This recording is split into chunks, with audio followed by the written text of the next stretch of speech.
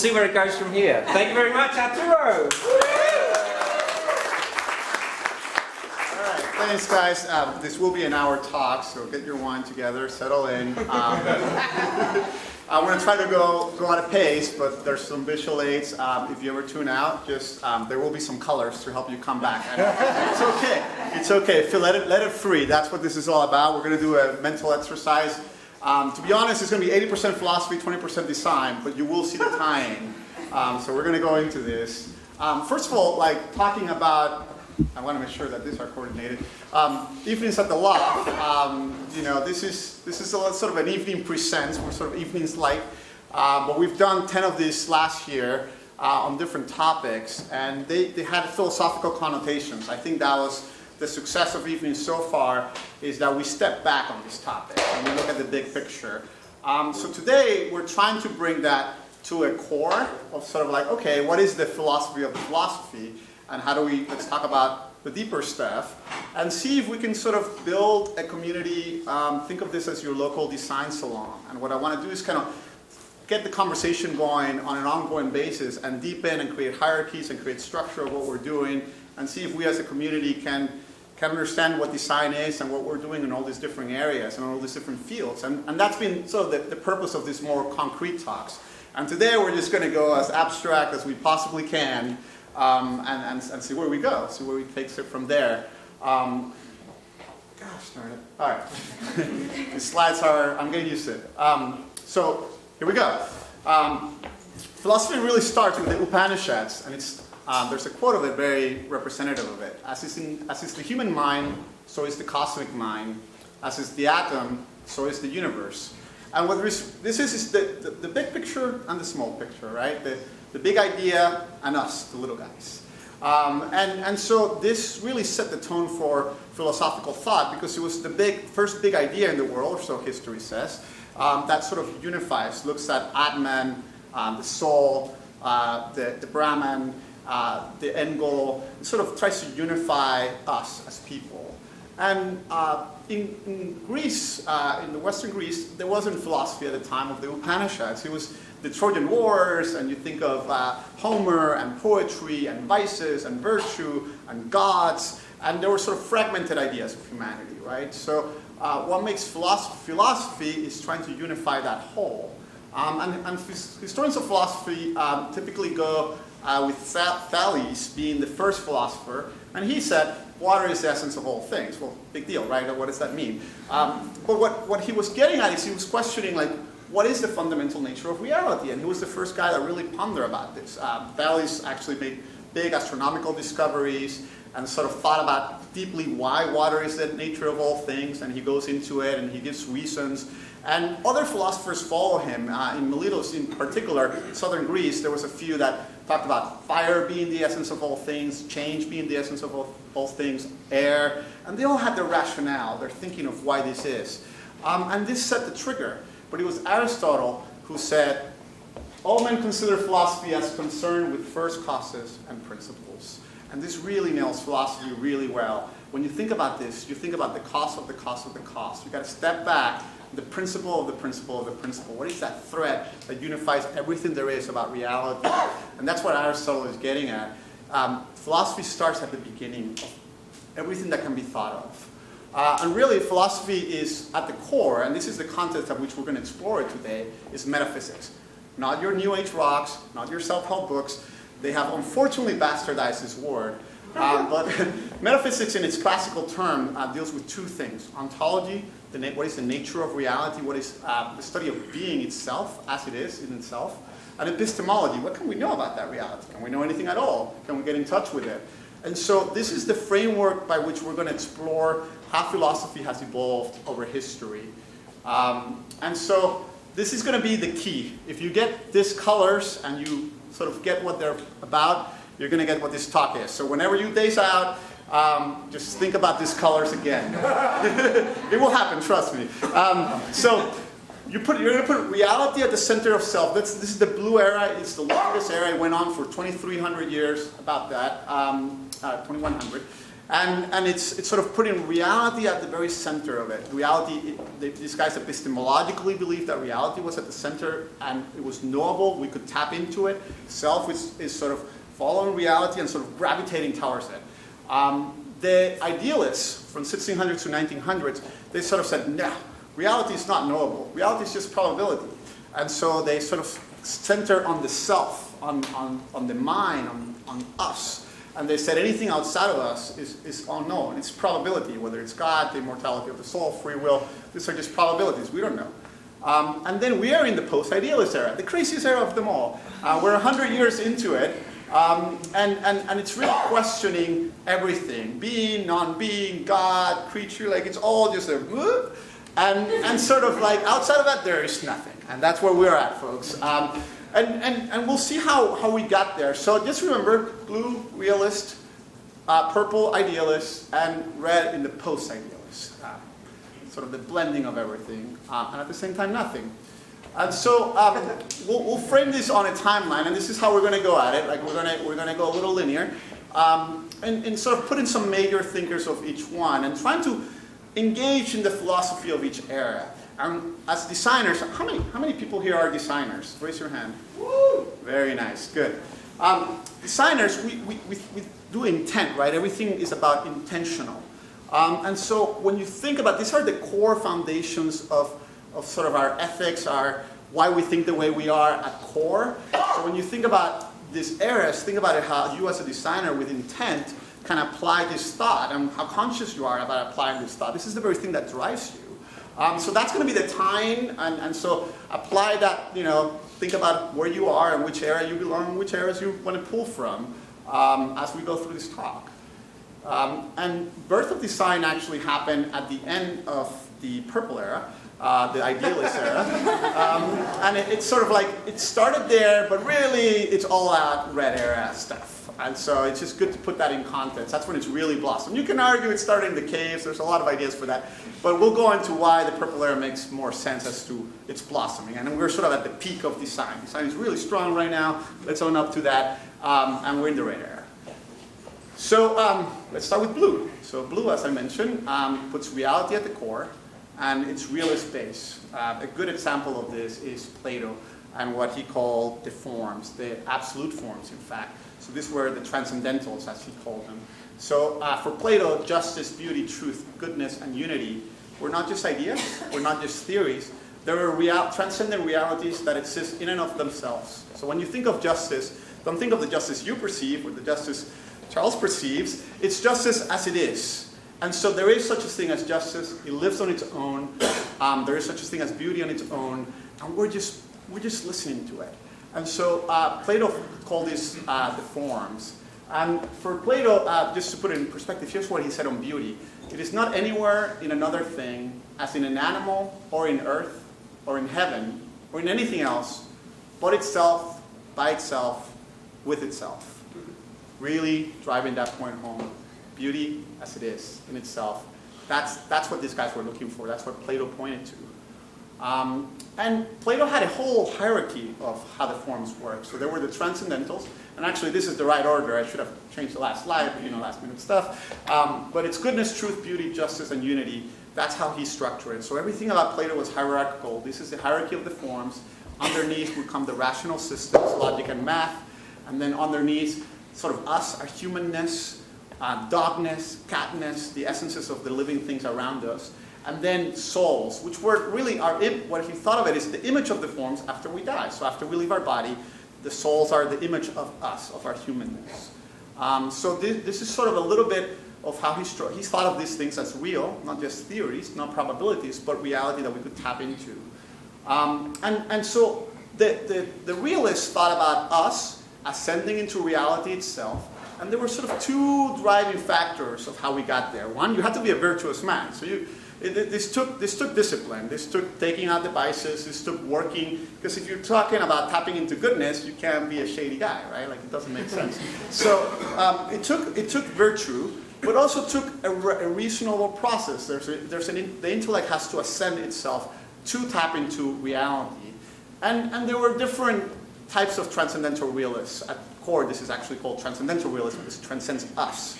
And so you had Pythagoras. He thought reality lived in numbers, the Pythagorean theory. That's how he came up with it. He thought that was the end goal of reality. You had phone rings, that's reality itself. No, I'm just kidding. And Anaxagoras had mind, so he thought mind was the end goal. Mind was reality itself. The nous. Plato, the forms, as we just talked about a little bit. Aristotle as the unmoved mover. And then the Christians, or represented by Thomas Aquinas, thought God was reality itself. And when you think about this, it gets more and more concrete. It goes from numbers to mind, which is a lot more concrete than numbers. It's a lot more all-encompassing. The forms are more specific ideas, so even more concrete than mind. And then the unmoved mover, by that Aristotle meant the final cause of all things. So he was given finality, almost think of it like consensus.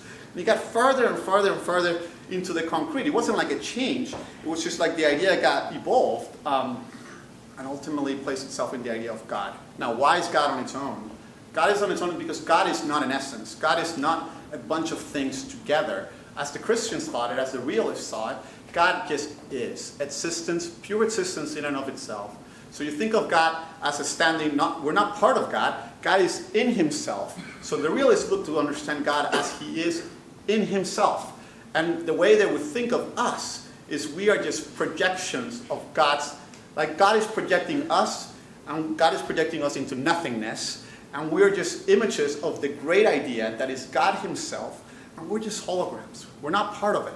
And so this guy saw God as he is in himself, pure existence. We're going to try to break that down a little bit, just a little bit. And so you would see the relationship between God, Deus, and the creature, the creatura. And we are the creature, and God is it's the thing in himself. God is ultimate being. We're a state of becoming. We have temporality about us. We're particular. We're not full. God is actualized completely. He's full being in himself. We're just in a state of becoming. We're beings ourselves, but there's no way we are the whole being. So we're just becoming. And so this is how the realists would think of this stuff. God is actual. We are potential, so we can never be fully actualized. We can never be infinity itself, but we have a potential to do that. We feel it in us. We'll feel some power. And then we also have, an actual dog. Boo is actual. But Boo has many potentials. Boo has the potential to stick his tongue out. Boo has the potential to take a bath. Boo also has the potential to go to sleep, take a nap. Boo has many potentials, but that still makes him the actual Boo. Boo also has a substance, and the substance is independent of the accidents. So accidents could be like how many eyes Boo has. So Boo, if he has one eye versus two eyes, okay, he will not be as cute, but he will still be Boo. It will still be his substance. If Boo was here or there, or if he's moving around, he's still Boo, Boo, Boo, Boo. So there's a substance to him, and substance literally means substare, to stand out from under. And so it's that thing that stands out above everything else that still makes them that essence. And so that's why this whole thing, philosophy, ultimately the big dialectic of philosophy is between essence and existence. Existence is pure, literally existere means to stand out from nothing. And essence is everything inside of it. And so when you think about it, let's put it now in let's ground this to the natural level. The post-idealism just coming in to help the realism ground us. And here's a photo mapped out by NASA. It's literally like digital mapping of, I don't know if it's digital, but it's satellite mapping of the universe as it expanded. So it has a creation, see, right here, and it sort of expands. There's 1 billion years in each one of those little lines, and there's about 13.7 billion years they estimate the universe has expanded. This is a theory work in progress. But you can see how there's an essence, everything that's inside this funnel, and there's an existence, like the beginning of it. And so that helps you sort of maybe visualize what we're looking at it more concretely, more naturalistic. And then for the post-idealists, the way they would see this essence-existence relationship is that what goes outside of that funnel? Well, they would say nothing. Now, the realists would say, no. That's not it at all. Actually, if God is pure existence, then of course what goes outside of it is God. There's no way to escape it. You can't get out of God. So interesting, different view. And I think the post-idealist world is still figuring it out because it's looking at it in a naturalistic way, as we'll see. Going back to the realist, Thomas Aquinas, the way he would understand God, and Aquinas was sort of like the philosopher of God. He's usually understood as that. He's the one that sort of fleshed him out the best. And he said, therefore, it is necessary to admit a first efficient cause, to which everyone gives the name of God. What do we mean by efficient cause? The Aristotelian way of looking at things, everything was looked at in causal theory, because cause and effect is actually a reality. It's like we could be safely assuming that from the senses, we could see the world around us, understanding this cause and effect relationship, and know a little bit about the reality outside of us. And so the way Aristotle would say is that you have the final cause, in this case, to wear the shoes. That's the goal of this shoe photo right now. The formal cause is what's in the mind to shape the shoe, the idea of the shoe. The instrumental cause is like the scissors or whatever other instruments they use to make the shoe. The material cause is the leather of the shoe. And the efficient cause is the shoemaker, the agent. And so everything got analyzed through cause and effect relationships, and everything got understood in that sense, from the shoe to God himself as the efficient cause, the maximum, the cause of all things. And so for the, we're going to go back to Boo, don't worry. In understanding it in light of this, what this means for the spiritual life of the realist, they would say we have participation with God. So God has existence, and we being projected into nothingness. We're able to stare at infinity, at existence himself. We're able to participate. So Boo has, in his darkness, in his substance, in his essence of Boo, can tap into and stare at God. And all other kinds of dogs, assuming there's a bunch of other different dogs, then they can all participate in God. And so the realists, the way they would see the evolution of their spiritual life was recognizing that we all start with being pretty selfish folks. We have an ego. And we're all thinking about ourselves. But we all have a higher self, a higher reality of us, a better person that we want to be. So you move from putting the ego first to putting the higher version of yourself. And then you start seeing, oh, that goodness and beauty, imperfection, all these lovely attributes of God. Maybe we can tap into that. Maybe I can put him first. And the ultimate goal was to put God first, put him at the center. And there's no better way to describe this than the Christians ultimately put the divine story of Jesus Christ. And the story goes, like it's a story of redemption. It's a story of purging your sins, your vices, and giving in to God and putting him first. And Jesus is the Word, the logo, the sort of physical, concrete photo of God. And so this is where the peak of realism really goes into Christianity, in a Christocentric world. Now, life evolved, and in the 1600s, we had a change of direction. For 2100 years, in some form or another, we were realists. We were looking for reality. And then skepticism really starts to take over. Francis Bacon is really the great salesman. He's the great naturalist. He says, this is the very beginning of his book, The New Organon. He says, man, being the servant and interpreter of nature with a capital N, can do and understand so much as he has observed in fact or in thought of the course of nature. Beyond this, he neither knows anything nor can do anything. Bacon really didn't want to deal with the big questions. He saw, you know what, logic, that's fine. The old logic is fine. It's been around 200 years. This guy has to pitch a different method. It's like, you can keep that logic, but we need concrete axioms. And for that, we need to forge a new path, a new method of innovation. Sounds familiar? So he really broke this down at the core. And he said, you know what, these 5 causes, we don't need them. He actually said, well, let's strip them out to the bare essentials. Let's strip them out to just 3. Let's see, what is it? What do we need to make this thing? What is it made of? And who makes it? And that's it. When he studied science is based on this 3 causes. They took down 2. They said those are implicit. That's not going to get us anywhere. Knowing substance, knowing the end things, like those are big assumptions. We don't want to go into it. We want to figure out the building blocks little by little. And so this was the beginning of the big split between philosophy and science. Before they were united.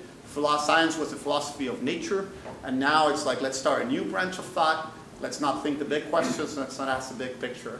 And so this really set off doubt. And when René Descartes said his famous words, I think, therefore I am, what he really meant is, I doubt, and that's all I know. And therefore, that's what I think, and that's my being. And so René Descartes really was the first true rationalist, that just breaks apart from any understanding of reality. He just said, no, no, no. It all starts in the self. Everything outside of it is the unknown. And so between Bacon and Descartes, really set out a revolution of thought in the Western world in particular. And there's a problem with this. It all sounds great. Let's start with the self. Let's be empirical. Let's worry about observable nature before us. Let's be pragmatic about it. But then it's like, where are your universal principles? How do you universalize this? How do you know anything at all? David Hume said that the sun will not rise tomorrow is no less intelligible a proposition and implies no more contradiction than the affirmation that it will rise. I mean, this is right on, very honest, looking at what Bacon said and what that implies. If we know no universal principles, we don't know nothing about the world around us. And this also meant that science was in trouble. If this is true, then, you know, the fact that there's cause and effect out there, we don't know if that's going to be there tomorrow. We don't know if that's going to be there today. How do we know this floor even supports us? This is what Hume is on about, and he died that way, so he's pretty radical dude. And this sets the problem of knowledge. And so for David Hume, there was only two things that you could know. What he called it the relation of ideas and matters of fact. For him, the relations of ideas is when the subject itself sets the definition. So all bachelors are unmarried males. The word bachelor already contains unmarried males. You don't have to have any experience about unmarried males to know that by knowing the definition, you know the subject. Same with all triangles have three sides. So that's a relation of idea. You get it, the subject itself tells you what it is. We can know that. It's like, safely, you can be okay about that one. And he said the other one is matters of fact. So if the dogs bark, once you experience the barking, then you know the dogs bark. I get it. If an apple tastes good, now you have to like apples, bear in mind. But if you think it tastes good, then you are going to associate apples with tasting good. So the predicate is informing the subject in this sense, but it's telling you something that you can trust and you can keep trusting in your life. So that's a matter of fact. For Hume, this is the only two kinds of knowledge that you can possibly know. And that's going to be problematic. But for Immanuel Kant, pretty much the most influential modern metaphysician alive, I mean, sort of after, in our era, or rather, since our era, he said, David Hume's philosophy interrupted my dogmatic slumber. Like, he was just like, holy crap, David Hume is right, and the problem is that science is in trouble. And so Kant said, I got to save science. I got to help empiricism. And so he really was racking his brain. He said, relations of ideas, matters of fact. How do we know anything else? How do we know observable nature? This doesn't say observable nature. How do we know we're here? And so he cleverly broke down this quadrant into four ideas. And he put relation of ideas and matters of fact into quadrants. So he said there's four types of knowledge. A priori, like meaning before experience. A posteriori means after experience. Analytic means true by definition, like bachelors or married. Synthetic means the predicate is the one that needs to go. So the sort of one on the top right, we don't know that if you have after experience, the subject cannot tell us anything else, that's fine. We don't need to know that. The problem is that bottom one, synthetic a priori. So knowing about these cherries in space and time, that would be some sort of synthetic a priori knowledge. Like we have to know that before experience, this chair will stay there. Before experience, everything that happens has a cost. How the hell can we know that if we cannot know any universal principles, if we are, I think, therefore I am, and it's all in doubt? How does that happen? And so, as Kant is racking his brain, he had this huge aha moment, and he called it the Copernican revolution. And it's a Copernican revolution because, like Copernicus flipped the way we thought about the Earth's rotation, Kant said, what if instead of the mind receiving information, the mind's an active, sort of active constructor of information? It doesn't have to have concrete ideas. It doesn't have to tell you like the thought, but it has to have universal principles around it that sort of actively create the thought. So this is where Kant created these mental constructs: unity, plurality, totality. You see them here. The idea is like all these things are in your mind, like a little computer. And as we're perceiving the world, rather than us just receiving the world, all these things are happening, and they're creating universal principles, not in the forming of the idea, but in the way our systems work. And so this saves science. This is the foundation of all modern thinking. This is how science got going. This is how he got rid of the realist era. This is Kant's solution. This is why he's the most influential thinker since he came out. And so he was able to say, let's focus on the phenomena. Kant himself was a Christian, and he believed in free will and immortality of the soul, and that after death we're going to live in another world. But he thought, those are probabilities. The way my mind's operating system works, this is Kant, he wouldn't say operating systems, but the way his operating system works, we have to get to these bigger ideas, and so the universal principles inside our obsessive mind, that's what's going to drive God and the immortality of the soul. It drives me to it. Doesn't mean it's true, but it does drive me to it, so I'm going to embrace it. It's the best possible choice. That's how Kant saw it a little bit.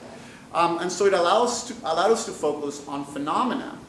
And so as we got more scientific about our discoveries, there was obviously the great disruption here with evolution. And philosophically, what evolution did is it talked about process thinking, process God. So Hegel, another of the great metaphysicians of this era, said the history of the world is none other than the progress of the consciousness of freedom. So for Hegel, God is evolving, not fully actualized. So if you think about our projection into nothingness, nothingness set up the alpha. The omega is God himself, is finished, is infinite as is in the realist era. For Hegel, we are driving to the omega. So the omega is maybe happening, but we don't know. We are responsible for it. We are the Geist. So history itself is unfolding and saying everything there is to know about reality. And that's how Hegel saw it. And Hegel was a systematic philosopher, meaning he covered every area of history to prove his point. Very ambitious man, very structural, and this is characteristic of this purple era. Now, all this enabled the great sort of atheists. And Nietzsche, when he said God is dead, he meant we now can get rid of him intellectually. And Nietzsche said, the reverse side of Christian compassion for the suffering of one's neighbor is a profound suspicion of all the joy of one's neighbor, of his joy in all that he wants to do and can. Nietzsche loved to just destroy the Christians. He's like, your love for suffering, you're kneeling on the cross, it's embarrassing. Let me kick you. Let's get up there. Yes, we might be like creatures and whatnot, but we have powers. Let's go for it. This is Nietzsche. And so that really set the tone for where we're at in the red era, where we've gone through this, guys. We're almost there. By the way, the purple thing is the hardest thing, so you hang through it. So we're going into the questioning of everything about the self, and then nothing outside of it. This is where we're at. You'll be familiar territory to a degree. And Jean-Paul Sartre said, I colored the Holy Ghost in the cellar and threw him out. Like, this guy's got more and more defiant. Like, Sartre actually said, part of this quote, he said, I felt the presence of God and I stayed away from him. And then he literally threw him out, literally put him in I think he said in a coffin or like some sort of treasure chest or something and just locked it. And so these guys were very consciously trying to expel any sense of universal or transcendence. And so now it's like self, maybe, and everything's theory. We're in a world where reality is under theory. Even if somebody speaks reality in your mind, you'll automatically categorize it as, that's a nice theory of reality. And so theory is the highest principle now, and everything is perceptions and science, and we're going to go into what science means. Jacques Derrida, very emblematic of this age, he said, as soon as there's language, generality has entered the scene. So unfortunately for me, every word I've said, it's no good for Derrida. He's like, you didn't communicate anything, it's meaningless. And for Derrida, he would break this down into, we're using signs, they convey meaning, but there's different interpretations of it. There's the signify, what I think of it. I'm sorry, I think of a Big Mac, they're delicious, sorry about that. And the signifier, I'm loving it. That's sort of what McDonald's wants me to think about it. I don't, but good job. The transcendental signifier is sort of like all potential experiences we could have about McDonald's. Even if we all get together and talk about all the experiences we've had about McDonald's, from the menu, from what we've tasted, from the time we went there as a kid, we will not know everything there is to know about this darn logo. Nobody knows, not even the founder. And so Derrida said, it's meaningless to ask the big questions. There's no way you can get it. Like, technically speaking, you're not going to get it. And so Derrida is really showing that man is a machine. Like, they're showing the mechanistic, sort of the technical side of mind and the mind. But also that machine can be beautiful, right? Like, there can be energy and light, and in naturalistic world, we can still have a sense of spirit, and albeit a little more naturalistic. And when you look at it at a nebula, it's pure gases, and science has a good handle of what this is, and it stares at it, and it's observable phenomena. But it also has a side of it that it's very, very spiritual. It's very like bigger than us. It seems to transcend where we are, and it sort of elicits thought, evokes imagination. So sort of what's wrong with more advanced, and we think about artificial intelligence, we think about us as machines and the implications like, hey, if we create another thing, who knows what's what and what is being and what are we and who are they and what can happen and what's the deal here and who we are. And so everything is getting more almost like level playing material immanence. And we're very focused on science. We're very focused on particles and subparticles and what is the fundamental nature of reality, but now in a very material way. And just, by the way, just recently we had a great scientific discovery with this little wave theory thing. It's underplaying it much. So, you know, there's been great progress, and it's really awesome. I mean, darn it, there's a slide here. You're going to have to play with me the imagination of going back to that funnel with space. And there, sort of the thought is that once we catch this sort of ray of light, ray of the black holes colliding, we can actually look farther back into our creation. So this naturalistic things are telling us a lot about our fundamental fabric of reality. And so these are the three eras, and bear that in mind because we're now going to go into the design stuff.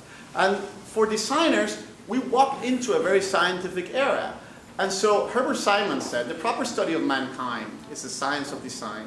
And by this he meant, you know, if we're going to look at creating our world, then we better just activate everybody to do it with sort of learning how to use design as a science to have predictable outcomes in how we create unknowns. And that's what he was obsessed with. He wrote this book, The Sciences of the Artificial, which was highly influential to artificial intelligence and many other processes. And in there he talked about artifices being man-made objects. So everything we're designing is man-made, it's naturalistic, it's immanent. And there's sort of a purpose into how do we shape it with predictable outcome. He was like, how do we scientifically sort of mold the crap out of the unknown? And let's use our tools. And when you look at it, the scientific method and the engineering method are not far apart. They sort of follow the same premise. The scientific method is asking the question. The engineering method is defining the problem. They both do some research. One of them creates a hypothesis and test. The other one is solution and prototype. They check if it's working. They analyze the data and they communicate the results.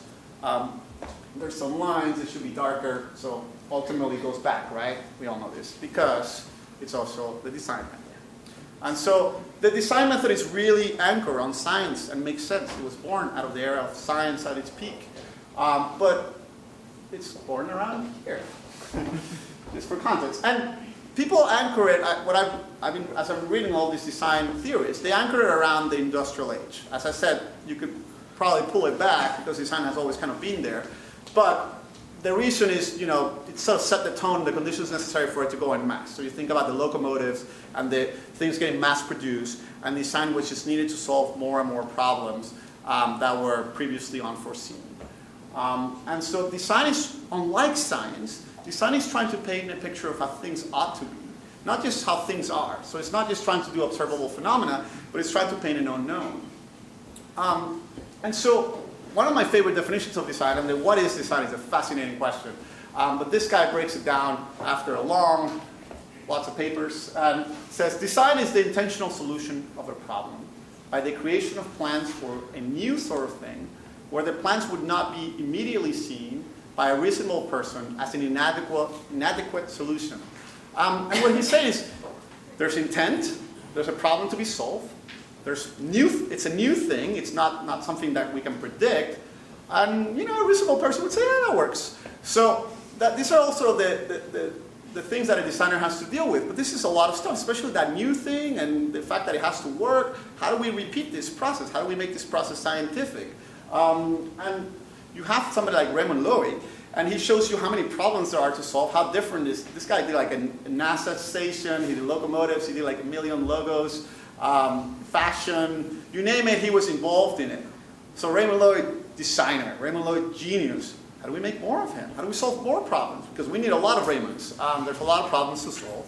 And see, this is kind of like the design epistemological problem. Like, how can we predict that the designer will actually solve the problem. And Nigel Cross said, we have to come to realize that we do not have to turn design into an imitation of science, nor do we have to treat design as a mysterious, ineffable art. So in essence, recognizing, okay, it's not all science, there's some unknown, but it's also not all art. Like we are our own discipline, is what Nigel's getting at. And design is really that. It's really a combination of these two things. Intuition, a little bit of the unknown, and process, the more scientific part of it. And it's really that balance that we have to play with. Thomas Aquinas said there's actually two ways of knowledge, intellectus and the ratio. And the intellectus would be direct awareness. So in Thomas Aquinas' terms, we would have direct awareness into God, and then there's a way to reasonably understand God, his attributes, flesh him out, etc. And so this is actually really useful because if you think about it, the intuition that we have, sometimes we get direct awareness. And there's sometimes we have to flesh out a process. And sometimes the direct awareness, that intuition is higher. It gives you more than the process. And it's good to know that sometimes, because we sometimes focus too much on process because we're red. And it's Simon Glynn says, it is the possible epistemology of design that has inherited the task of developing the logic of creativity, hypothesis innovation, or invention that has proved so elusive to the philosophers of science, really urging designers to break through and understand that they're not just meant to be scientific method process people. We have a bigger task outside of us. And so, this is exactly the opposite color. Imagine this being red. So this is the more concrete aspect of design. And this is a typology of design thinking. Somebody else really great on the internet had this. And really just shows it going from the very abstract to the very concrete. And this is what every design process looks like, right? Problem framing, stepping back into what is it that we're trying to solve, and then going through a process and all the way down to the tangible output, the logo, the web design, whatever it is that we do. And so one of the things that I'm here, I want to elicit from you guys is as you go through these processes, and this is the takeaway a little bit, is, imagine now that being blue. The subject is part of it, the designer is part of this process. You can't take yourself out. And so there's sort of this designer ontology, right? This is like the essence of you. And you have ethics, you have virtues, or vices. You have reflect yourself, reflecting on what nature is. And all that influences design. So just remember that. There's a soul of the designer. You could say, now this is the right color, because we're kind of getting into realist territory. And so a lot of us, really, UX design, etc., ask, who is the user? We're sort of in search for this user. But remember, we're human beings, right? So, like, the other question to ask is, what about the user's soul? And sort of gets it into a layer of depth that may be a little more than, how do we engage this user to buy more stuff? And that's what we have intent in our hands. And so we have to think not only about the soul of the designer, but also about the soul of the design, the output, our blueprint, what are we leaving here? So I'll give you a little story. Kluge is obviously a design agency here this shop when it's not events. And one of my favorite things about us is our logo. And it's not just, we went through a process. We looked at typographies, we had a brand brief, we had several people involved. And that was all great, and I'm glad we did. But really the beautiful thing about this logo for me is it accomplishes the nostalgic sentiment for tradition that we have, and also the progressive feel. And it does it under a feeling when we were there together making this logo. We were in Venezuela. This team is very Venezuelan. There's some Venezuelan rum. That, it really brought together the love. And by the way, this is Abraham's work at heart, somewhere over there. And Abraham and I were like really getting along like brothers, and we made this happen as partners. And that's why this logo is so meaningful, and I'm sure it comes through in its sort of feel to some degree. And the same with Evenings at the Loft. Evenings at the Loft it's been a process of us creating talks and themes and structure and ideas. And that's all fine, but there's also you guys, the people. That's not something we can process through. My favorite moment of Evenings at the Loft is 6 of us walk out of here to the after party, which we'll do as well here, hopefully. I need a few drinks. And there's 6 of us in the elevator, and there's a new guy, and sort of, he says, I'm the new guy, I love that, blah, blah, blah. And so we all say, hey, welcome. And we all had this moment of welcoming him, eventually hugging each other just randomly outside the elevator. And he's like, oh my gosh, this is the best event I've been to. And somebody said, welcome to Evenings at the Loft. And I said, that's great. I mean, that's not planned. It's the feeling, it's the sentiment of us as people. And that's the soul of the design. It's not the process. And so the takeaway here is, think of yourselves in the middle of this. We're in the red era. We're in an era where everything is theory. God is very far removed from us. But there's other ideas. There's other worlds of history. And there's the city of God, all those higher ideas, right? Where there's the transcendence, the mind, the numbers, in and of themselves.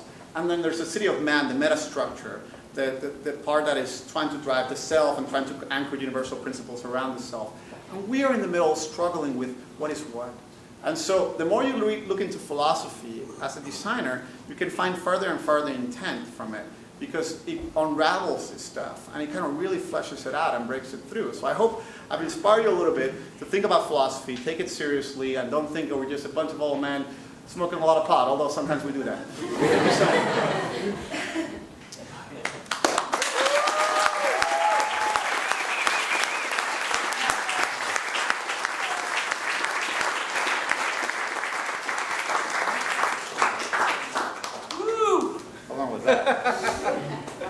Well, like Arturo said, we are going to keep this on at the Hotel MDR, and there's a map to it it's just around the corner. But I want to thank everyone for coming out, and please hang around and finish the food and drink, and then join us around the corner. But if anyone has any questions, there was a lot of stuff that he threw out there. There's a lot to digest. Anyone has any immediate response or any questions? Yeah. Yeah, I guess I have a thought of how much thought you've given to where maybe indigenous thought or people outside of Eurocentric think systems have gone, and how that can relate to design now. Yeah, so I did try to frame it in Western thought, and that is my main sort of area of expertise. From my understanding, and it's little, the Eastern and tribal thought actually goes very simpatico with the red era. Those kind of thinking did not think about what is existence. The West was very particular in trying to conceptualize existence and know the nature of reality. The other thought was more about being without questioning. And there's a lot of practical consequences to that, and there's a lot there to teach us. But in terms, but I would say I would frame them in more red era or even pre-blue in that sense. And that's my understanding. They don't have affirmations of existence itself. They don't look for that question. They sort of like let it go. They're like, why are you even? Yeah. And so in that sense, they're more red in that way. So I guess my thought is what does design look when it goes directly from that without the intervention, directly from that would be almost like pure intuition in a way, right? Yeah. I mean, it could be. Yeah. All right, there's a lot to think about there. Thank you. Can you explain again why science is at such a peak when we live in the red circle of uncertainty? Because you get more and more what's called immanent. You think less, you give less importance to the big, broad, abstract questions, and you focus more on the particulars. And we've grown from hypothesis to hypothesis since the era of Bacon, and we have a lot of hypotheses to build off on. And we've really gotten very systematic. If you read the New Organon, it's basically a guidebook of how to get here. And he said it's a group effort, and we're going to stop asking the big questions and go deep into these little ones. And that's what we've done ever since. And we've been disciplined about that for 400 years. Is there any way to get from the empirical? I'm just looking at it's this, right? Is there any way to get from this to this through the scientific method? Can we get from the empirical or the immanent to the abstract? The way the realists were not ignorant of science at all. They set the foundations. Aristotle, definitely first scientist of many things. But they would prioritize the spirit, right? And they would prioritize reality. So I think, there's a way to go back to that and take the scientific knowledge and bring that in. but there would be a lot of readjustment. You would have to bring the two other causes to the forefront if you want to do that process. And by the way, one big thing is, while this is sort of a linear story, obviously in philosophy there's a lot of guys that were blue in the 20th century, etc. So that's happened. It's just, this is the winners, let's say. History has definitely given the purple guys on Kant the big win right now. Scott. On the science. No big physics questions. No big physics questions. No. It was a thought more on the design, the comparison you drew between scientific method and design. And specifically, I mean, they're generalizations, obviously, because we haven't gone all night. But were they not to be, and in the work, I kind of feel there's should be at least a shift in the designer's perception of where they kind of sit, especially in a product-based way, if you're working about internet products and that type of stuff.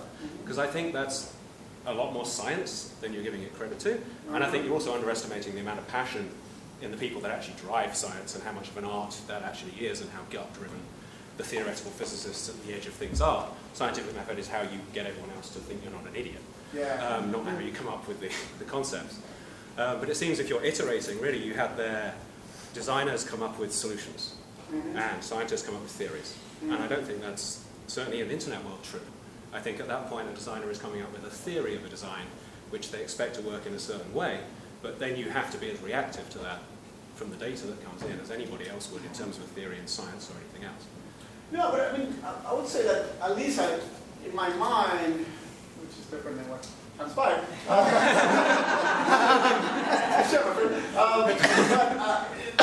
Science does have a way into that hypothesis does get carried over, and there's actions. I definitely did not mean to imply that science is all just blah, blah, blah. There's definitely a lot of action there. As far as like, okay, go ahead. I don't think you were saying science is all blah, blah. It was more the difference in where they arrived and the fact that these are all iterative processes, right? You've gone through the history of how we think about design and ourselves and the universe. And it seems to me that there is a kind of inflection point potentially in design where you're not putting out the Apple logo, right? It's not going, it can be an iterative process, and therefore it moves closer to what happens in the science engineering world, where you're actually coming up with a theory of the design of that product that you expect to work in a certain way. Right. And then you wait for the empirical evidence to come back and you tune that Right, theory. right. Because a theory is something that it's assumptions, right? Yeah. We build products. And Yeah. I don't know anything. You Yeah, put yeah. something out based on a load of assumptions that you think you have, and then you see what happens, right? So I was just, that kind of struck me that maybe they're closer. I'm definitely being pro like intuition in that sense. The spin of the talk is kind of giving that bias, I would say. But I don't mean to downplay the effects of sort of science having on, say, the Lean UX process and the success there. I just want to add to that. It kind of go off of what you said. It seems like I found it interesting when you were speaking of intuition, though, that rather than of it being everything, of it being nothing, and it kind of goes to what he was saying about it being the opposite, because I thought that one would kind of feel like what it does is it removes design from the self. You know what I mean? When it removes it from the self, then it's like, no, it's not. I know everything. I know nothing. And it kind of ties into your like overall thing that I think of. Yeah, we have limits, but at least we can push them. The Nietzschean idea in that sense, or Does that make any sense? a little bit. So, I mean, can anyone add to that, or yeah, go ahead. Just so that we can kind of self-reflect, if Yeah. you don't mind briefly sort of describing your evolution as far as your biases and sort of where you kind of started and where you ended as far as your position on that Sure. as it relates to design. Thank you. Yeah. My philosophy professor, I got training from a heavy-duty metaphysician. And I went to him for 7 years, 3 days a week, many hours. It was a very unique moment, and sort of him and his wife, and he's sort of my mentor. He's as blue as you get. So I am trained in Thomistic metaphysics at core. But I believe, as I've become a designer, as I've become in the practice, I definitely appreciate a lot of red and purple thinking, particularly the red thinking, and even I'm just starting to scratch the surface of design theory, I feel. And there's fascinating stuff there. Philosophy of design, by the way, is a very, very hot topic. I have a book up there called Bubbles. It's super dense. It's based off Heideggerian ideas, etc. I definitely recommend it to designers that are looking for red thinking to inspire them. So that's sort of my bias, but I've really formed myself in the history of the intellectual knowledge, and I really wanted to see the progression, and I've looked at all the guys, and as a blue man, I'm like, why did this happen? Oh, that's a good pitch. You know, so that's the kind of attitude I've gone into it with. Yes? Great talk. Thank you. What do you think about the design sort of moment in relation to kind of ecological catastrophe and how these two things are kind of, I don't know, they seem to be happening at once? Yeah. The designer being like almost like the pinnacle of like Western intellectual, like hypo-rational thought. And how does that relate to, I don't know, this moment in which species are dying and humans are overpopulating the earth and like, you know, using resources and we're entering this, I don't know, this like post-natural world where we have like a hyper control over nature to the point of like, I don't know, almost like trying to re-engineer nature. Yeah, we are. Right, so For me, the designer answer is that we're in the most exciting time of our lives, right? The guy from Bubbles, Peter Storjitic, he talks about the nature, the environment around us being, like everything being designed, everything being intentional. So there's no way to escape a design space at this point in our planet. We've kind of touched it all. And even when we go to a raw nature place, it's enclosed, it's been designed to an extent. So you can't, everything has been enveloped. This is a design, outside is a design, there's no way to escape it. And so in that sense, for the first time, everything around the earth has human intention. And that's the big design moment we're living on. Also, this is all about artifice. So the good news is there's all these environmental and ecological problems, which I believe we will solve as designers. And I believe that's going to actually help us because it's a bigger cost than us. It's about the survival of the species and sort of the bonding of us to save our sort of material lives. On the other hand, I don't know what it's doing to our spirit because it feels good, but are we really asking the bigger questions? And so that's sort of where I go. And that's my personal thinking about that. I have a question. Do you think there's what do you think, if you were to look at design from the perspective of like throwing the philosophical elements out, what does an anarchist perspective of design look like? How do you, like, is it the intuitive part? How do you deal with the risks? May not be enough of an anarchist. I don't know. I'm just curious. Because there's got to be that like duality, right? Is there such a thing as anarchist design? I don't know. It seems like a contradiction. Well, I mean, there's a lot of designers out there that have no intent about their intent, right? So, I don't know, an anarchist would be the least thoughtful. I don't know. There's actually a fantastic book that talks a lot about that called The Machinery of Freedom. If you wanted to check it out. The Machinery of Freedom? By David Friedman. By the way, as far as books go, I've put my favorite books up there. They're my dear books that I've grown up with, some of our new friends, and then there's a reading list on the board. And if you want to draw books that you like us to check out, that'll be lovely. We'd love to keep fleshing this conversation out. Well, we'll wrap it up there. Woo!